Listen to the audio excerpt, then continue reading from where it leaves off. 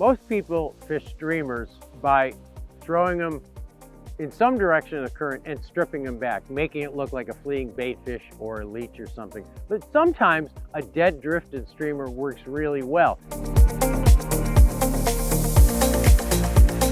And you can do this just fine by throwing your streamer upstream and just stripping in line, just enough line to keep up with the current, but not actually moving the fly. But there's an easy way to do it, and that's to hang a streamer under an indicator.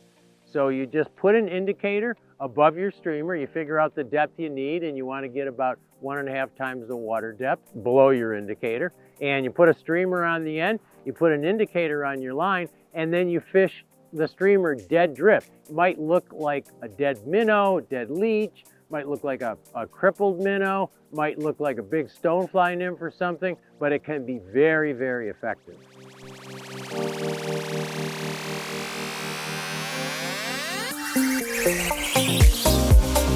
There's a fish on the dead drifted streamer.